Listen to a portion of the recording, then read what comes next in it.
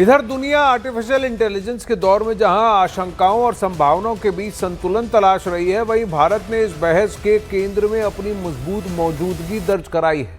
प्रधानमंत्री नरेंद्र मोदी का भरोसे वाला विजन, मुकेश अंबानी की बड़ी घोषणा और फ्रांस के राष्ट्रपति इमैनुअल मैक्रों की खुली सराहना एआई पर भारत की वैश्विक भूमिका को नई ऊंचाई दे रही है।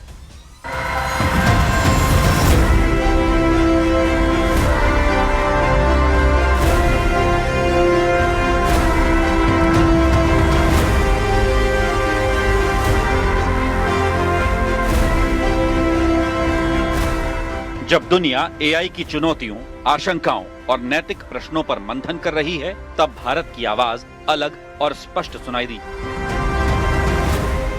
प्रधानमंत्री नरेंद्र मोदी कहते हैं, तकनीक का भविष्य भय से नहीं, विश्वास से गढ़ा जाएगा। आज दुनिया में दो तरह के लोग हैं।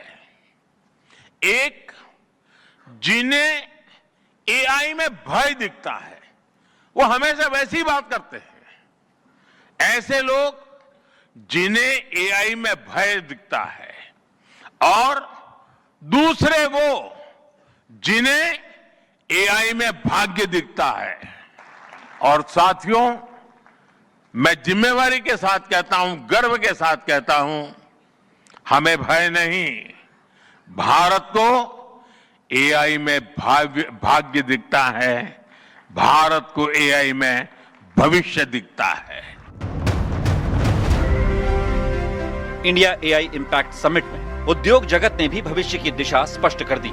आरआईएल के सीएमडी मुकेश अंबानी ने कहा, रिलायंस जियो ने भारत को इंटरनेट युग से जोड़ा, एआई कैन अशर इन, अब देश को इंटेलिजेंस युग से जोड़ेगा। Jio together with Reliance will invest 10 lakh crores over the next 7 years starting this year.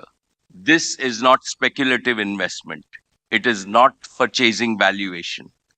This is patient, disciplined, nation-building capital designed to create durable economic value and strategic resilience for decades to come.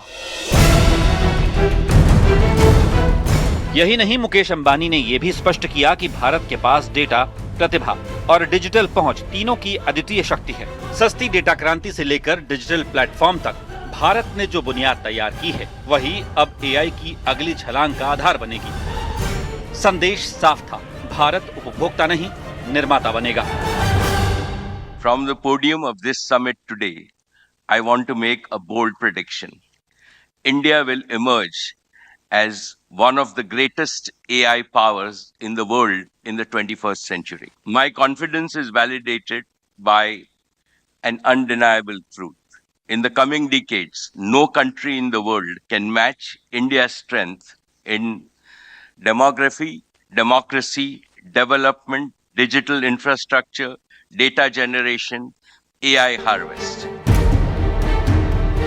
France के राष्ट्रपति Emmanuel Macron ने भारत के तेजी से विकसित होते digital infrastructure और take ecosystem की खुलकर सराहना की। उन्होंने भारत को जिम्मेदार तकनीकी नेतृत्व का उदाहरण बताया। साथ ही बच्चों की ऑनलाइन सुरक्षा जैसे संवेदनशील मुद्दों पर वैश्विक सहयोग की आवश्यकता पर भी जोर दिया।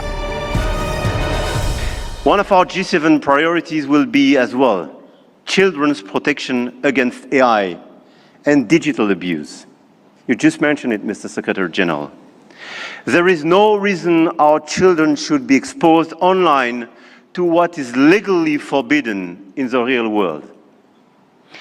Our platforms, governments and regulators should be working together to make internet and social media a safe space. This is why, in France, we are embarking on a process to ban social networks for children under 15 years old.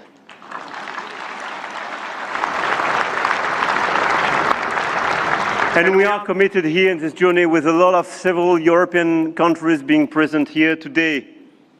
Greece, Spain. I know, Mr. Prime Minister, you will join this club.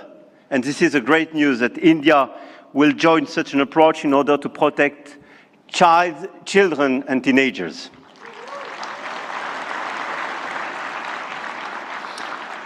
And we stand ready to take all necessary actions to ensure that our young citizens are truly safe, and wish to engage with all willing partners to make this vision happen for all. And this is a new coalition of willings in order to protect our children and teenagers. Protecting our children is not regulation as well, it is civilization. प्रधानमंत्री का भरोसे का vision, उद्योग जगत का संकल्प और वैश्विक नेतृत्व की स्वीकृति, ये केवल बयान नहीं बल्कि संकेत हैं कि भारत एआई की दौड़ में शामिल भर नहीं है, बल्कि दिशा दशा तय करने की क्षमता रखता है। तकनीक जब नीति से मिले और नवाचार जब नैतिकता से जुड़े, तभी भविष्य सुरक्षित और समावेशी बनता है, और भारत उसी भविष्य की तैयारी कर रहा है।